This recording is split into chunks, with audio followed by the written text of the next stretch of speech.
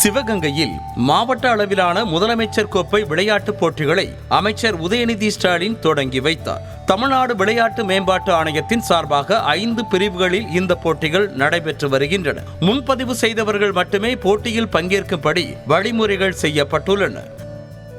37 கோடி ரூபாய் பரிசுத் தொகையும் வழங்கப்பட உள்ளது. நீலகிரி வரைநாடு வீரநாடு முதலமைச்சர் கோப்பைக்கான லட்சணையாக இருக்கிறது. விளையாட்டுப் போட்டிகளை தொடங்கி வைத்து பார்வையிட்ட அமைச்சர் உதயநிதி ஸ்டாலின் பின்னர் போட்டியில் பங்கேற்ற மாணவர்கள் உட்பட அனைவருடனும் சேர்ந்து குழு புகைப்படம் எடுத்துக் கொண்டார்.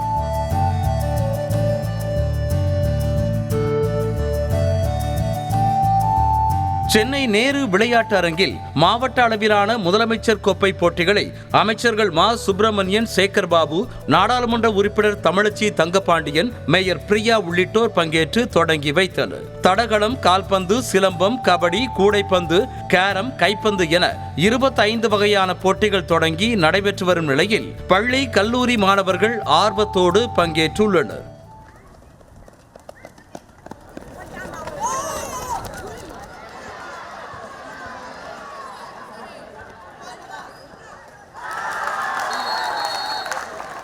திருவண்ணாமலை மாவட்ட தடகள சங்கத்தின் சார்பில் மாவட்ட அளவிலான முதலமைச்சர் கோப்பைக்கான விளையாட்டுப் போட்டிகளை துணை சபாநாயகர் பிச்சாண்டி தொடங்கி வைத்தார். நீளம் தாண்டுதல், தடை தாண்டுதல், உயரம் தாண்டுதல், குண்டு எறிதல், வட்டி எறிதல், ஈட்டி எறிதல் உள்ளிட்ட போட்டிகளில் 800 வீரர் வீராங்கனைகள் பங்கேற்க உள்ளனர்.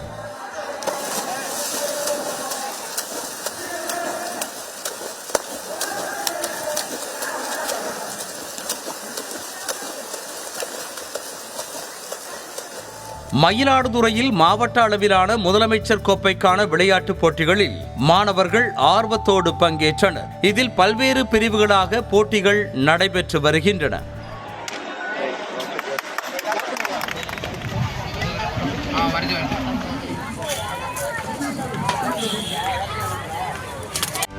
செய்திகளை உடனுக்குடனும் துல்லியமாகவும் தெரிந்து கொள்ள சப்ஸ்கிரைப் பண்ணுங்க.